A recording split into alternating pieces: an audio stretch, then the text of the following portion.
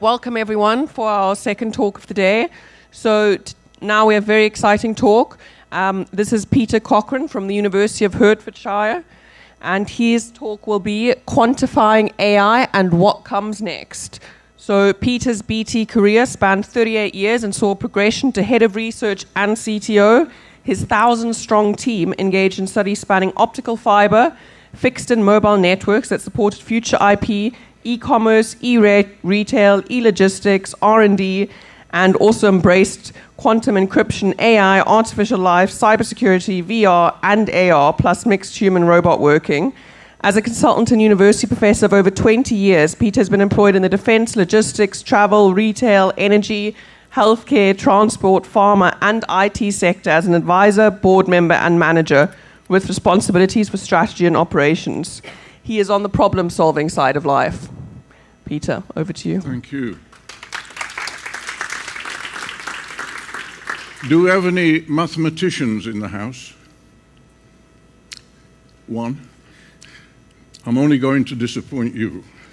Okay, I'll explain why. When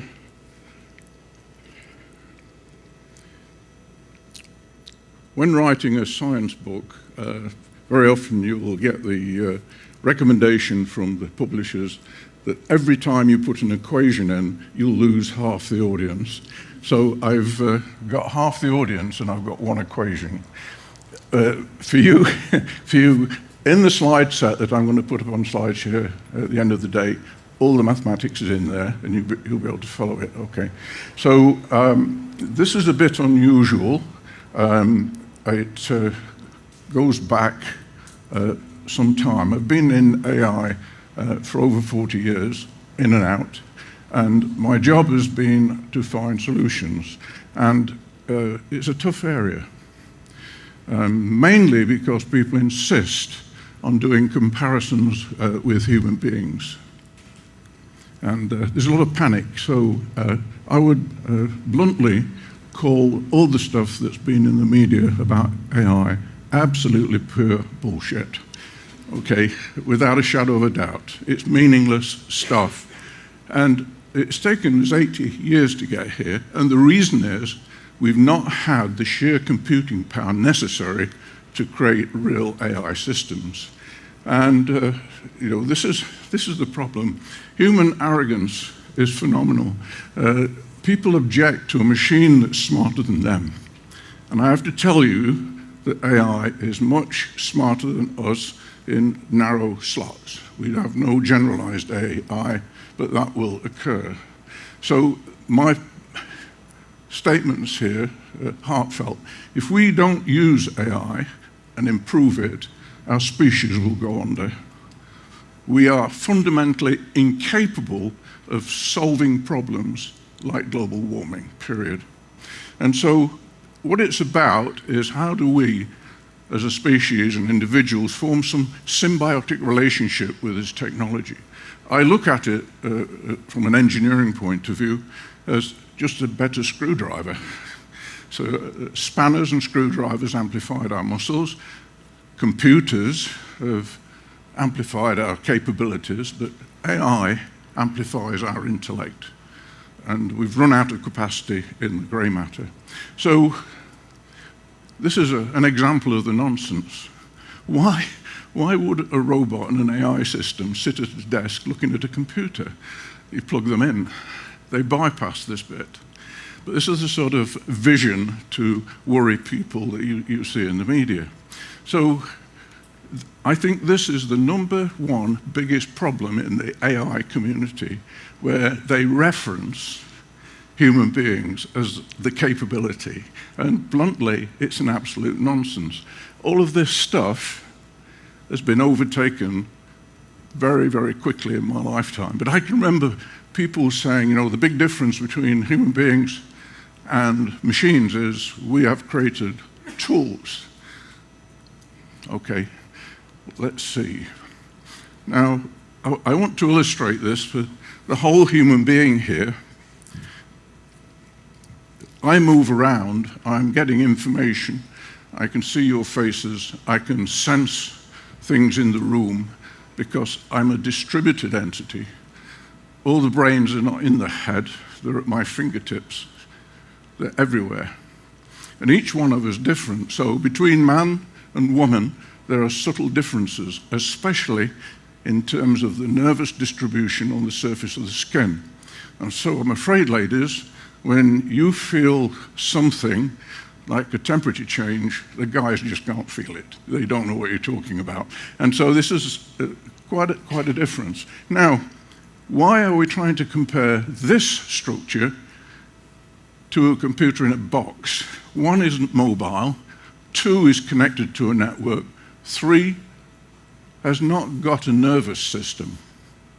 There's no comparison. The only way we could get a fair comparison is to get a child at birth, lock them in a box, and see how intelligent they become.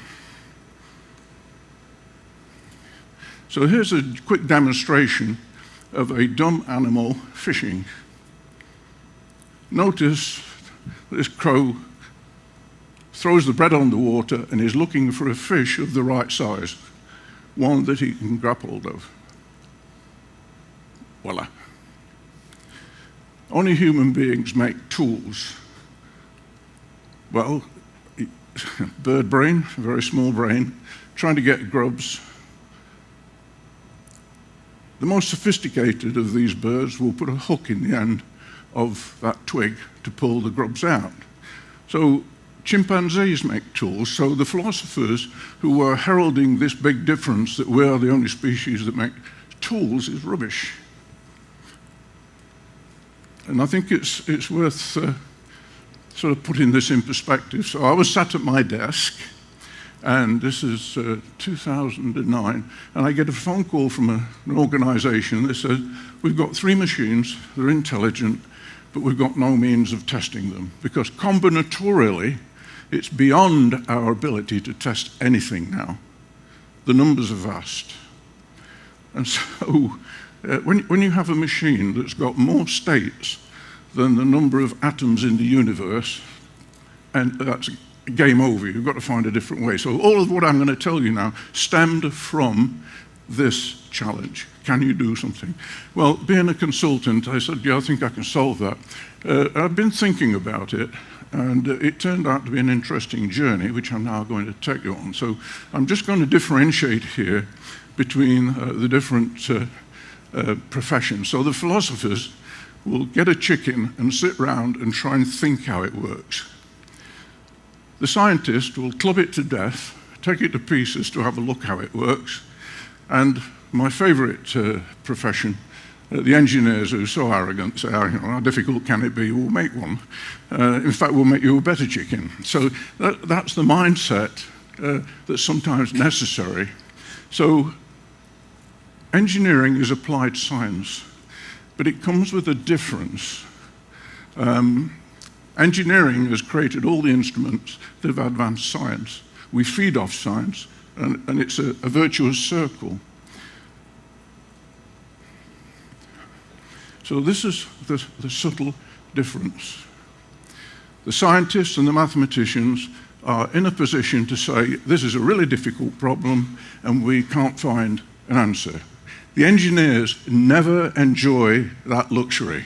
We have to find an answer, even if it's wrong. And a wrong answer is actually quite useful. And the number 1 criteria for an engineer is it works. Very often it works, and we don't know how it works. And the most unsatisfying aspect of doing engineering is before you get your jacket off to figure out how it works, another problem has arrived. And that's my reason for slipping in and out of science and doing both. Most of the work on brain science has started with a top-down approach.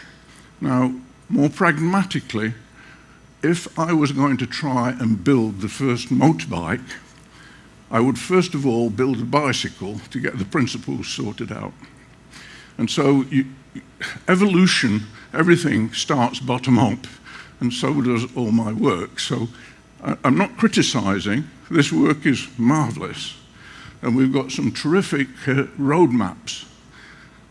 But the analogy is here, if you look at a road map of the UK, it tells you nothing about the society. Thermodynamics tells you in one line that a human brain will never understand the human brain. We can't even understand a nematode with 300 neurons, let alone sort of 10 to the 11. We can't do it. And this is the situation. So we need some help. And assuming that this is like a transistor and it switches on and off is also badly wrong. There are at least 50 chemicals in the human body that actually dictate the firing point of the synapses. So when I calculate the number of possible states of a human brain, it's far more than the number of atoms in the universe by a long, I mean like hundreds of orders of magnitude greater. So it's a tough problem. This, I want you to just notice the size of this. It's 15 millionths of a meter that way, and 30 millionths of a meter this way. That's the density. And this is the best picture so far generated. And see, well, yep, it's a bit complex. Now, when you magnify that up to the full-scale human brain, not a chance. So now let me have a go at the guys who do IQ testing, which is also rubbish. It's absolutely meaningless. If I go onto the savannah in Africa, and you put me up against a lion, guess who's going to survive longest? If I jump in the middle of the ocean and I'm up against a shark, guess who's going to survive? Every species is tuned to a specific environment, and we are tuned to living on this planet, on the floor, and flying is an abnormal creation, and so is sailing ships.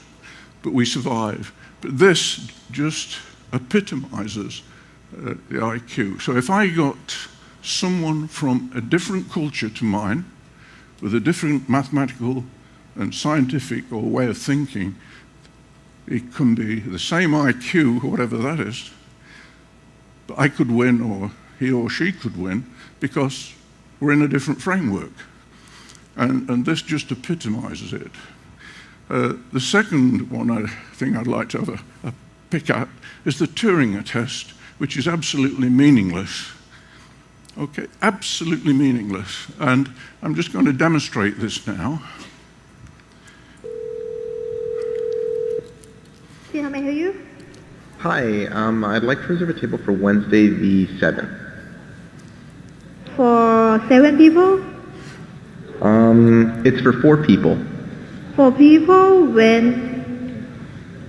Today? Next Wednesday at 6 p.m. Oh, actually we reserve for like after like 5 people. For 4 people you can come. How long is the wait usually to be seated? For when, tomorrow or weekday or? For next Wednesday, the 7th. Oh no, it's not too busy. You can come for 4 people, okay? Oh, I gotcha. Thanks. Bye bye. Well, guess which was the AI? It wasn't the female. And I would suggest to you, she just failed the Turing test. The AI, the man, was quite explicit what he wanted, and she got all the numbers mixed up and so on. So this kind of testing doesn't really tell us very much at all. Somebody can be having a bad day or not. So all our abilities evolve to maximize our chances of survival in a given environment, period. And so we have to start thinking of the species differently. And speciated IQ or testing is an absolute nonsense. It makes no sense. So I was stuck in this world, and the big problem is I go and look at those philosophers and say, give me a definition of AI so I can do something from an engineering point of view, and there is absolutely nothing worthwhile. All there are words.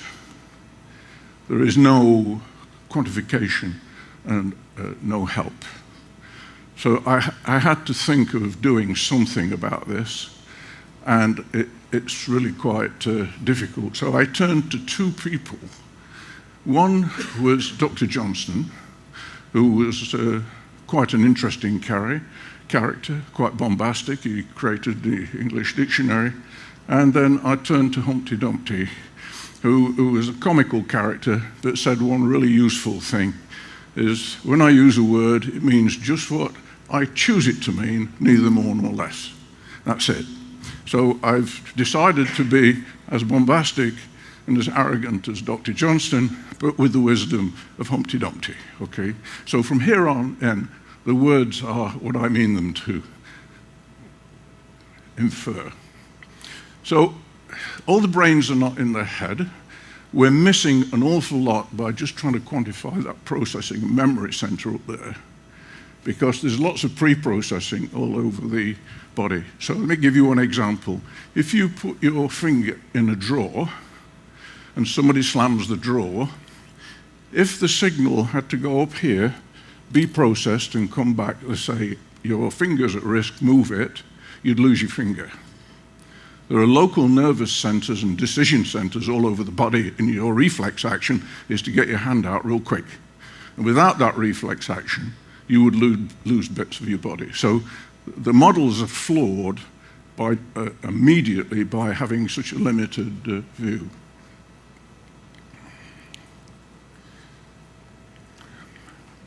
At the top of the stack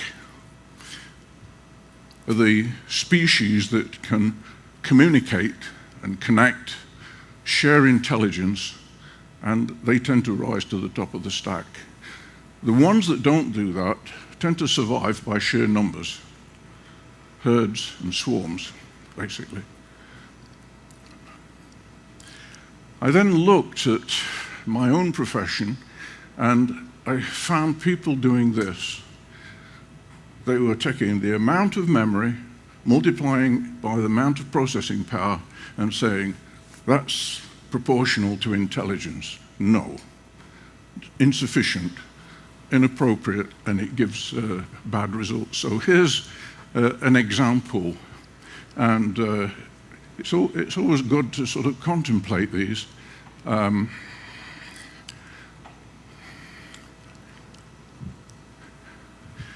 We're over here, and this was, I forget what year, I think this was, it would be about 2012, this projection. And we don't have a computer that's anywhere close to the human capability, period. So my estimate is we need at least 1 million times more capability in the electronics to call it anything close to human. So this is another little problem. We can't describe the human brain anyway, and it isn't a logical side and a process-driven, emotional side at all. All of this is distributed. It's convenient. We like, as a species, to put things in boxes. The brain is not divided up in boxes. And no two human brains are the same. So it makes it very, very difficult. But I concluded that I'd got to generate some kind of comparative intelligence, because I could not generate a precise, direct definition of the intelligence of anything. So I started here for the simplest entity. So we have sensors and actuators, no processing, no memory, and you'll have to excuse in that you can have a degree of processing in the actuator and in the sensor, but for small animals, this is close enough. More complex animal would be something like a carnivorous plant. And carnivorous plants remember which insects are tasty and which aren't. Okay, so if we take that away, we have something that's much more like slime mold. And the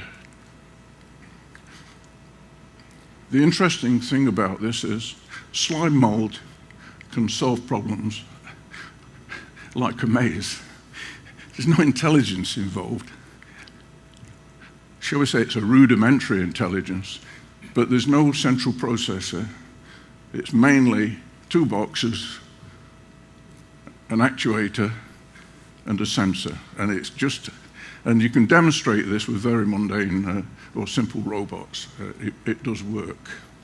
So beware the collective intelligence of really dumb things.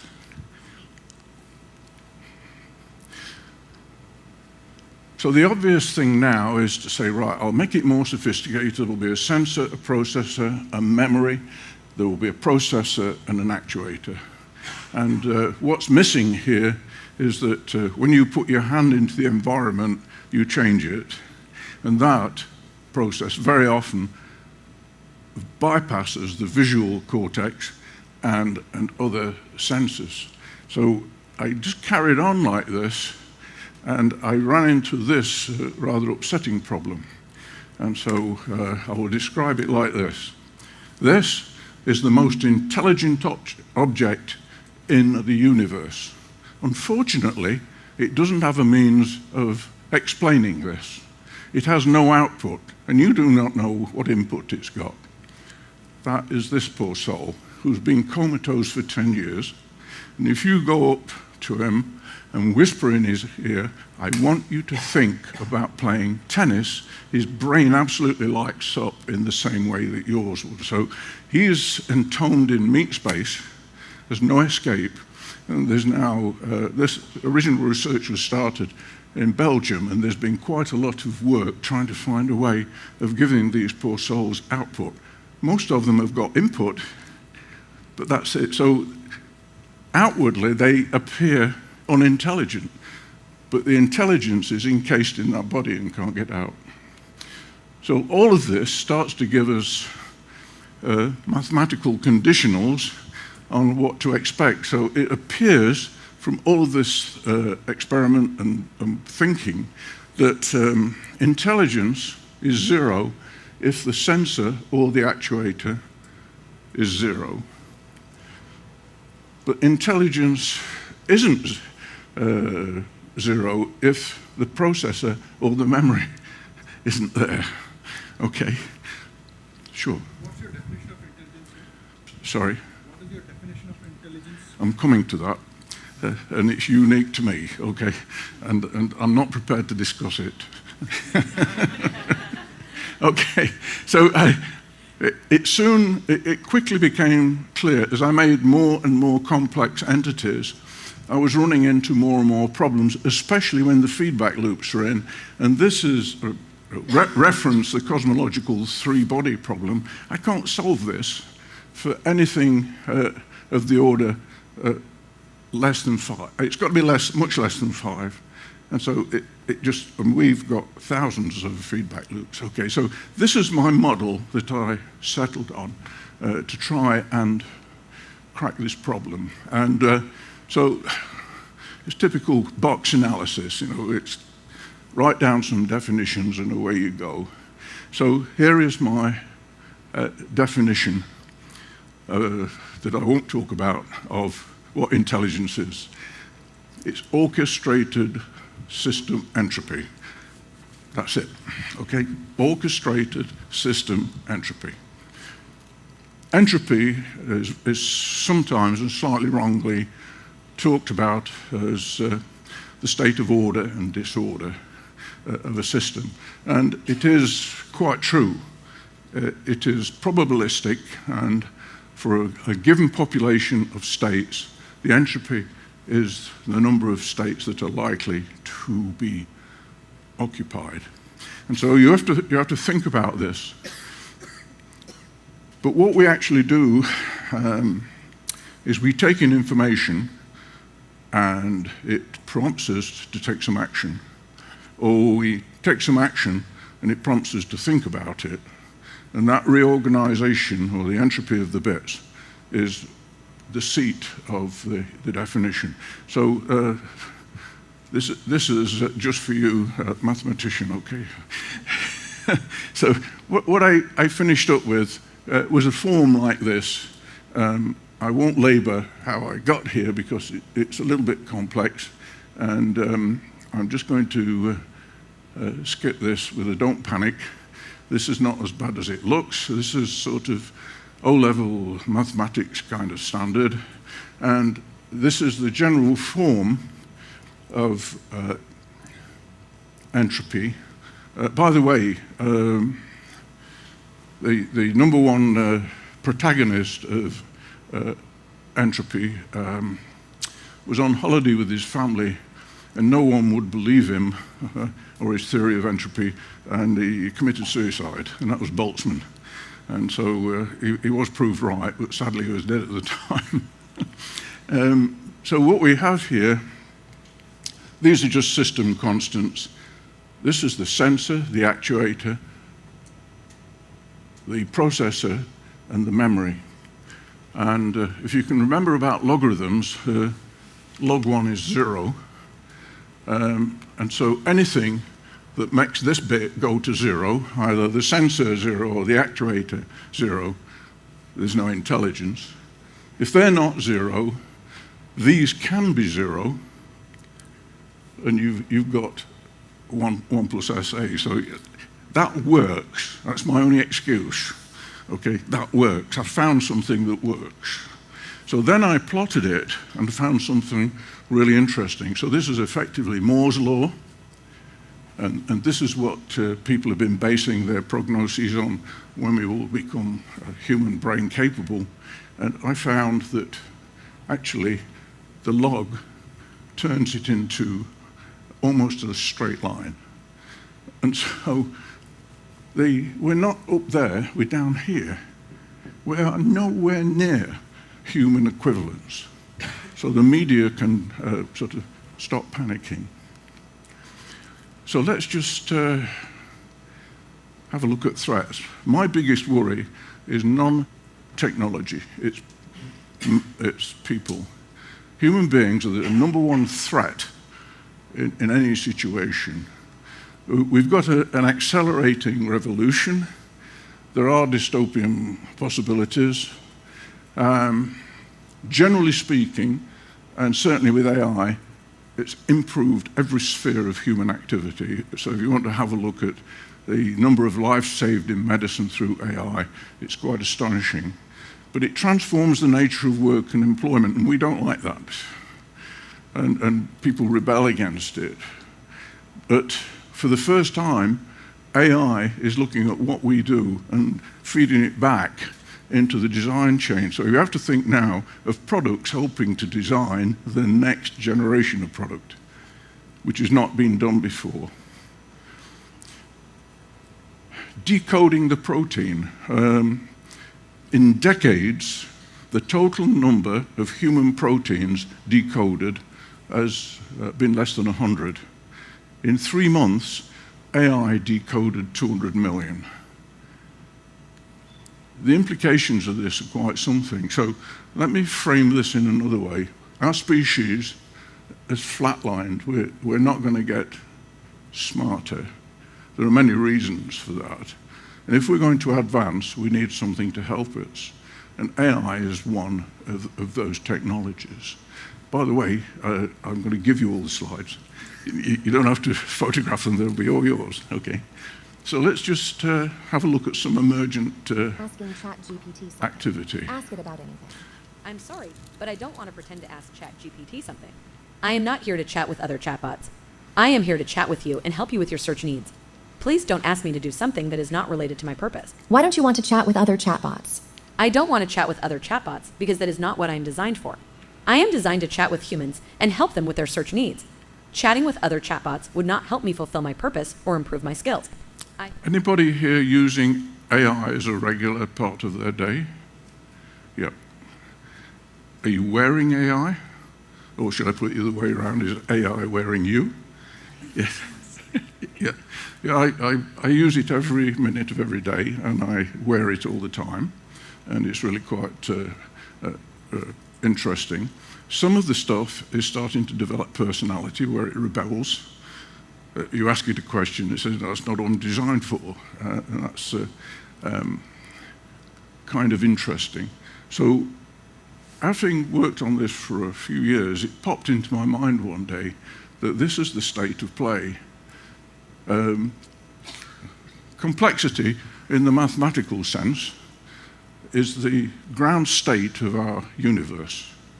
You know, when we go to school, we're taught about nice, simple things, and it gives a very simple view of the world, the universe, and it's not like that at all. So, complexity is an emergent property of clustering in chaos. Life is an emergent property of complexity. Intelligence is an emergent property of life. So any vegans in the audience, I have to tell you what you're eating is to some extent intelligent. Every single life form has intelligence. And sentience is an emergence in property of intelligence. Now the biologists are starting to reinforce this guess, but this is the reaction, if you like, of people. Can I just make sure that the sound is right up on this? Want to explain why you were hiding at the crime scene? I was frightened. Robots don't feel fear. They don't feel anything. They don't get hungry. They don't sleep. I do. I have even had dreams. Human beings have dreams. Even dogs have dreams, but not you. You are just a machine. An imitation of life. Can a robot write a symphony? Can a robot turn a canvas into a beautiful masterpiece? Can you?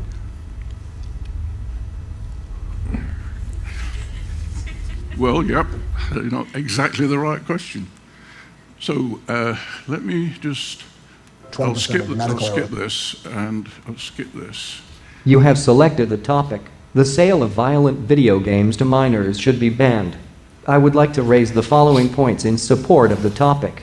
Exposure to violent video games results in increased physiological arousal, aggression-related thoughts and feelings, as well as decreased prosocial behavior.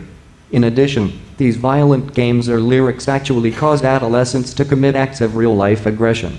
Finally, violent video games can increase children's aggression.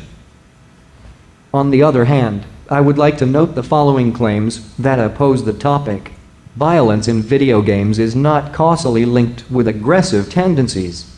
In addition, most children who play violent games do not have problems. Finally, video game play is part of an adolescent boy's normal social setting. Would you like to discuss another topic?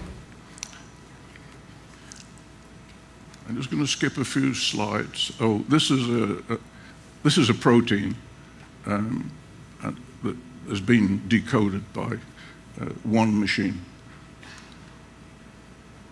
So here's some creativity.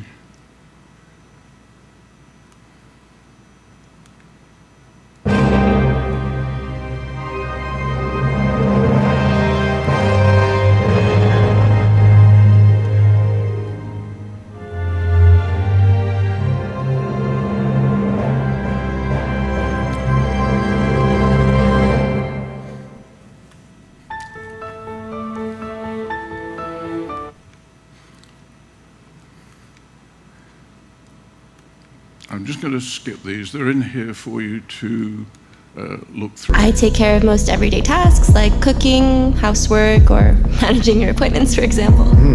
And I understand you're the first android to have passed the Turing test. Could you tell us a little more about that? I really didn't do much, I just spoke with a few humans to see if they could tell the difference between me and a real person. It was a really interesting experience.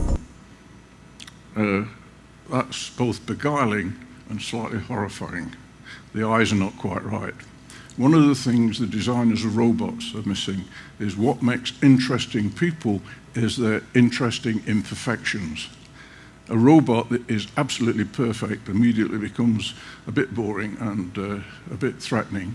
This one is the last one I'm going to show you, but this is humanoid, but just watch it get up. Whoops.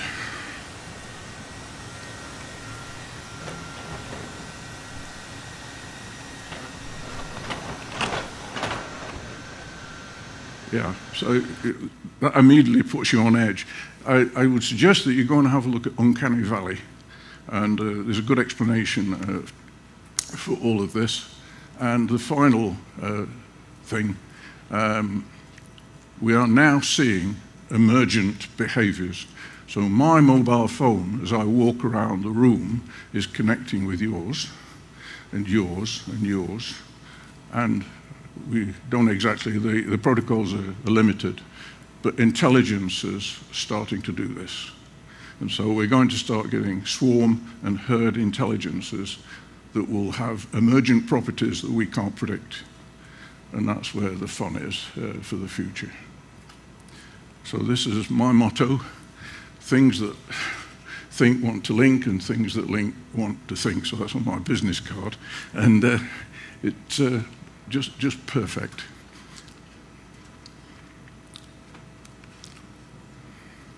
So if any of this, you try it and it doesn't improve your life, throw it away, try something else. If you find something that does help you, hang on to it and just run with it. This is my homepage. From my homepage, you can find on SlideShare a lot of slide sets that I've made over the years. You can download any of them. You can use any of it in any way that you wish, providing it's reputable. There is no copyright. Thank you very much, ladies and gentlemen.